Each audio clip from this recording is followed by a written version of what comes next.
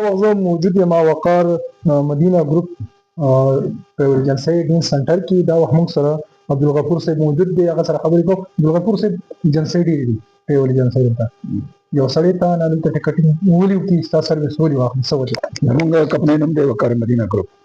زمونږ 14 آفیسز دي ټرو آؤٹ کنټري. کراچۍ کې شته او په پنجاب لوی لوی ښارونو کې. په KP کې زمونږ 3 آفیسز دي. یو په ډېر اسماعیل خان کې، یو پېښور کې دا آفیس دی او یو په منصیره کې ده.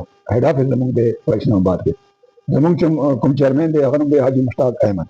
هغه تعلق ډېر اسماعیل خان سره دی او زه ایز جنرل منیجر عبدالغفور زما تعلق هم ډېر اسماعیل خان سره دی.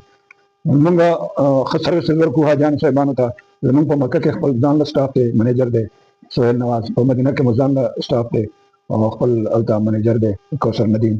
او حاجیانو ته موږ ایجنټانو ته موږ یو ګروپ جوړ کړو KSA په نوم باندې چې هلته هغه حاجیانو ته کوم ایجنټ حاجي ته څه نه څه مسله وي نو هغه KSA ګروپ کې هغه شیر کوي وایس په تھرو باندې. او زمونږ چې کوم سټاف دی په مکه کې یا مدینه کې فوراً هغه اپریشن دغه کوي، یعنې مسله ورته ریزالو کوي او هر قسم تعاون موږ ورسره کوو حاجیانو صاحبانو سره.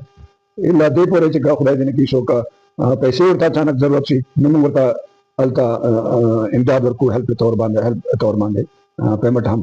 نو زمونږ دا دی چې سروسز مو ښه دي. دا راته ووایه عبدالغفور صاحب چې د بلک ورجاسه یو ستاسو په ریټ کې څومره فرق وي، څومره ډسکاونټ کوئ؟ زمونږ هولسیل نمونه کار لکه دغه ول هولسیل دغه زمونږ ایجنټانو ته B2B زمونږ کاروبار دی، بزنس ټو بزنس. نو تقریبا چې نه وي نو 10,000 نه اخله 20,000 زمونږ فرق وي چې دا حاجي صاحب هلته په مکه مدینه کې یا په سعودي عرب کې د چای یا ډوډۍ تقریبا دې کې راوځي. نو موږ هر وخت بذات خود ما دا کوشش وي چې زه حاجیانو صاحبانو په جیب باندې ډېر برډن نه راولم، چې کم از کم چې بل کمپنۍ نه زمونږ 10 نه 20,000 پورې فرق زه ضرور پکې پرېږدم. زمونږ ښکته وي ریټ. عبدالغفور صاحب دا راته ووایي چې واحد تاسو په عمره او په حج باندې کار کوئ که نه نور ټوریزم نور سیستم باندې یا لوکل شو یا ویزټس څوک ځي بهر ملک ته یا سټډي دپاره ځي په دغه سایډ هم کار کوئ؟ عمرې نه علاوه زمونږ نور کار نه کوو، ټوریزم یا دا نور کار نه کوو، سټډیز وغیره یا لوکل، صرف عمرې کار مونږ کوو.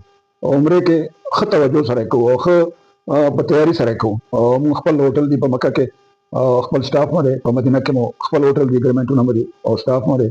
اوس په دې ټایم زمونږ شپږ شرکو سره اګریمنټ دی. لکه مونږ ویزو کې رکاوټ نه راځي شپږ شرکې، ولې چې هلته څه ریکوایرمنټ سعودي ګورنمنټ داسې ښودي دي چې هغه ریکوایرمنټ مطابق شرکې بند کولو چانسز زیات وي. نو دې په وجه مونږ شپږ شرکو سره اګریمنټ کړی دی چې خدای دې نه کوي که یوه شرکه بند کېږي چې بلې شرکې باندې مونږ کار چلېږي او زمونږ ایجنټانو صاحبانو ته یا حاجیانو صاحبانو ته هېڅ قسم رکاوټ نه رامخته کېږي. دې وخت کې تاسو څه پیکیج کوئ؟ دې وخت کې تقریبا د سروس وال 250 55 او نور چې کوم واکنګ ډسټرکټ وال دي تقریبا 270 نه شروع کېږي، بلکې 269 269 نه 69,000 نه شروع کېږي.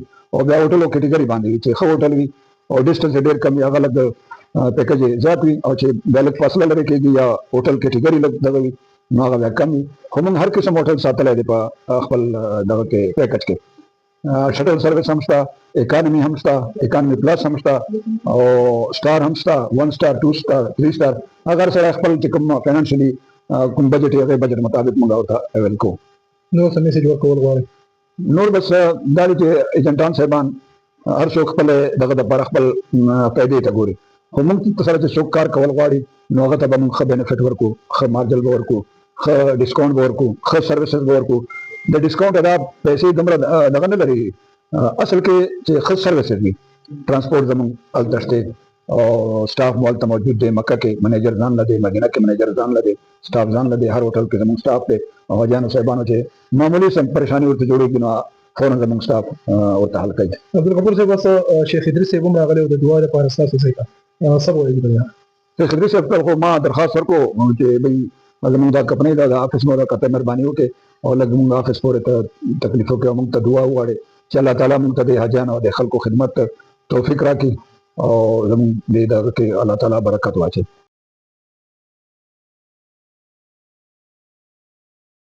او لکه څنګه ما هغوی ته دعا وکړه دوی ته یې کوو چې الله تعالی ولې د مسافرو د خدمت توفیق نصیب کړي او له د هر قسمه رنځونو تاوانونو بد نظرونه